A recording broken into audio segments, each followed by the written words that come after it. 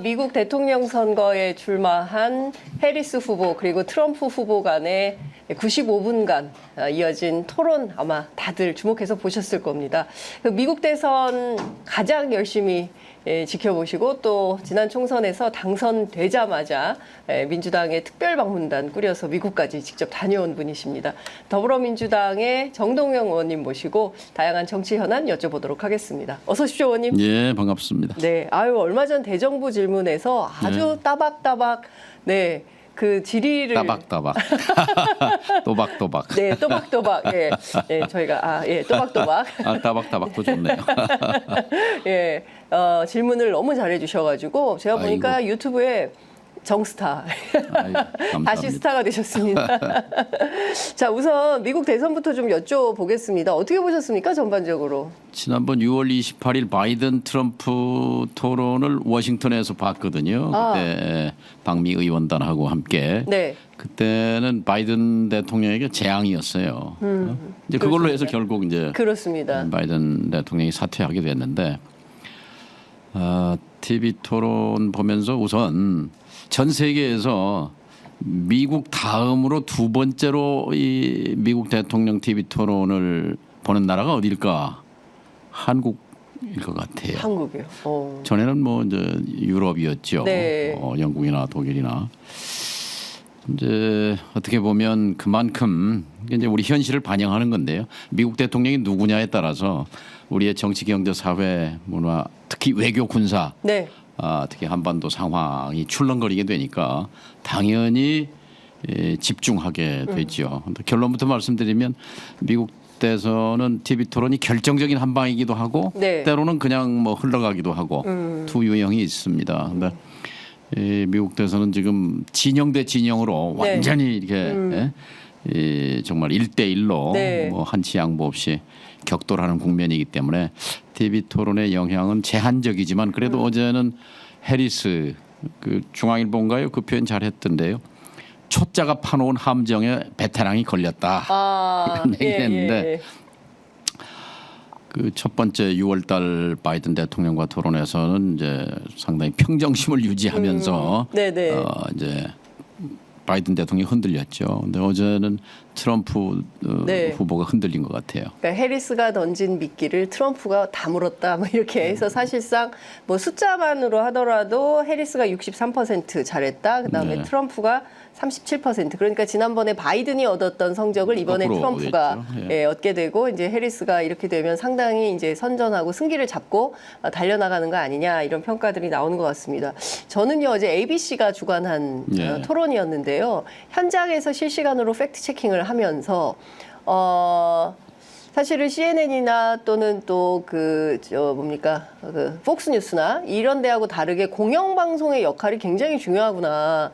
예를 들어서 한국에서 또 공영방송들이 막 다 없어지고 뭐 이런 방식으로 하면 우리도 굉장히 TV 토론할 때 팩트체크나 이런 것들이 잘 안 돼서 ABC가 공영방송은 아니고 상업방송인데 상업방송이에요?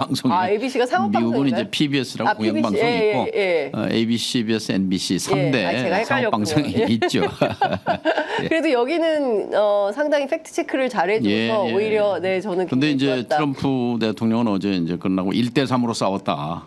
맞아요. ABC 앵커가 사실상 ABC는 나에 대해서 가짜 뉴스 하는 방송이다라고 늘 그 공중파 방송에 대해서 불만을 표시하지요. 근데 이제 뭐 그 미국의 전통이 있는 그 방송들이기 때문에 그렇게 뭐 특히 편향적이었다고 생각하지는 않습니다.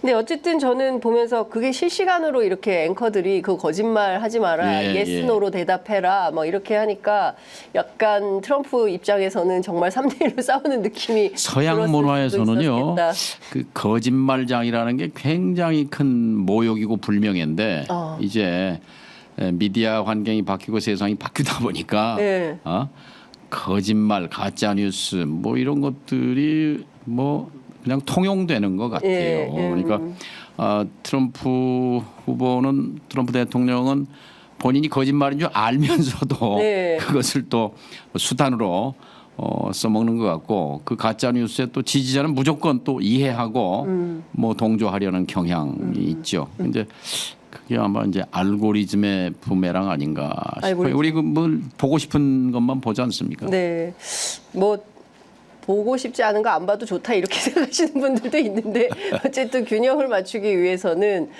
좀 다 봐야 되지 않을까라는 생각이 좀 듭니다. 그 김정은, 북한 뭐 이렇게 트럼프가 제기를 하면서 사실 중국, 러시아 뭐 아니죠. 중국과 북한이 나를 두려워하고 있고 그리고 소통이 가능하다. 뭐 이런 점을 트럼프가 상당히 강조를 많이 했는데 해리스는 독재자들하고 친한 게 그게 뭐 이렇게 좋은 거냐라고 공방을 하기도 한 것 같습니다.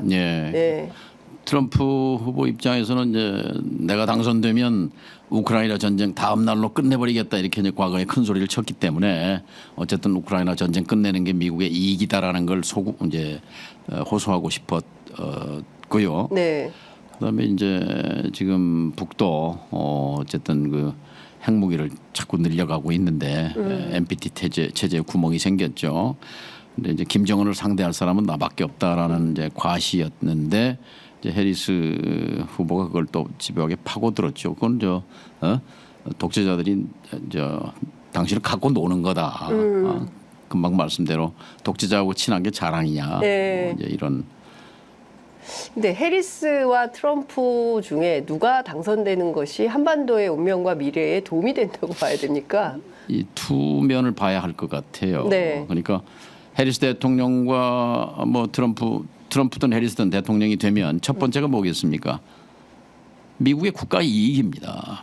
미국의 국가 이익의 관점에서 한국은 어떤 대상이냐라는 거죠. 첫째는 자유와 인권, 민주주의라는 가치를 공유한 동맹이라는 점이 있는 것이고 또 하나 미국의 국가 이익을 위해서 활용할 도구라는 측면이 있는 거예요. 한국은 도구예요, 도구. 도구요? 동맹이자 도구죠. 양면이 있는 거죠. 그러니까 지금 용산 미군 기지가 평택으로 옮겼습니다만 그 용산 기지를 보면 한국의 현대사의 비극이 드러나잖아요. 그게 원래 원세계가 주둔했던 중국 청나라 군대가 주둔했던 땅입니다. 그걸 일본군이 와서 35년간 주둔했고 80년간 미군이 주둔했던데 우리의 현실이 이렇단 말이죠. 그러니까 미국 대선에서 누가 되느냐가 우리의 운명에 치명 뭐 사활적인 이제 영향을 미치는 거죠. 해리스가 됐을 때는 오바마 3.0입니다.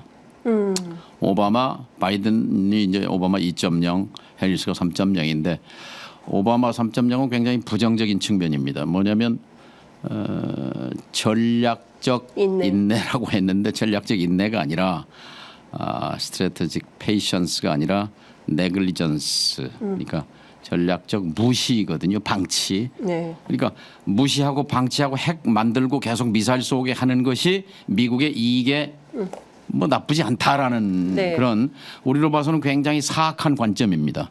그것을 오바마 8년 유지했고 그래서 역대 정권 가운데 북핵 문제에 관해서 가장 최악의 대처를 했던 정부가 저는 오바마라고 생각합니다.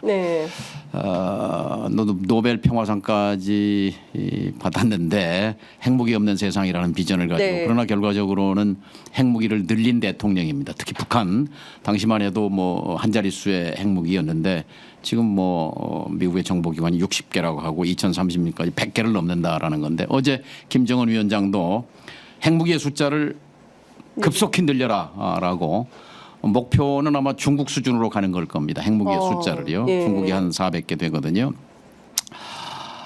그런데 이제 가능한 일입니까? 400개까지? 지금 오늘도 지금 영변 원자로 돌아가고 있어요. 우라늄 원심 분리기 지금도 돌리고 있습니다. 지금 그러니까 무시 방치 전략이 계속되고 있는 거예요. 바이든 2.0에서. 근데 해리스가 되면 그 3.0이 된단 말이죠. 그래서 저는 트럼프가 되는 것은 보편적 가치 또 이 국제사회의 재앙입니다. 재앙이에요. 상식에 기반하고 기후 위기 이게 가짜 뉴스다 이렇게 하는 그 참 상식을 초월한 인물이란 말이죠. 또 우리한테도 방위비 뭐 5조 내라. 지금 뭐 1조 더 늘리겠다는데요. 5배 내라 뭐 이런 식으로 압박을 하는데 그건 이제 돈 문제입니다만은 그러나 금방 이제 해리스 3.0, 오바마 3.0 말씀드렸고 트럼프는 이제 오로지 자신의 공명심, 자신이 무대의 주인공, 미디어의 초점이 되는 것에 중심 관심이 있기 때문에 이제 김정은 위원장을 또 이용하지요. 그런 점에서는 이 한반도의 상황이 출렁거립니다. 어떤 현상 변경의 여지가 있는 거죠. 해리스가 될 경우에는 저는 현상 변경은 없다고 봅니다. 이대로 이 구도로 갑니다. 한반도는 이 구도로 갑니다. 그런데 그런 점에서는 참 딜레마죠. 마음이 불편합니다, 사실. 우리에게는 우리의 국가 이익이 있잖아요. 미국은 네. 미국의 국가 이익이 있는 거예요. 미국은 한국을 동맹으로 보면서 도구로 본단 말이에요. 네. 우리는 가장 중요한 게 한반도의 평화와 안정을 제도화하는 거잖아요. 맞습니다. 그런데 그런 점에서는 트럼프가 우리에게 기회를 제공하는 거죠. 그런데 트럼프가 된다고 하더라도 여기가 남북의 화해와 협력을 원하는 정부냐에 따라서 또 좌우됩니다. 그렇습니다. 오바마가 아까 그렇게 한반도 문제에 대해서 역주행한 것은 이때 여기에 최악의 보수 정부가 있었기 때문입니다. 이명박 정부가 북미 대화와 접촉을 방해했습니다. 그래서 이제 트럼프가 되더라도 한계는 있습니다만, 그러나 트럼프 임기 중에 정권이 바뀐다는 걸 상정하면 한반도의 이 적대적인 근친 중호의 관계를 풀어낼 그런 기회라는 점에서 또 트럼프의 당선이 갖는 의미가 있죠.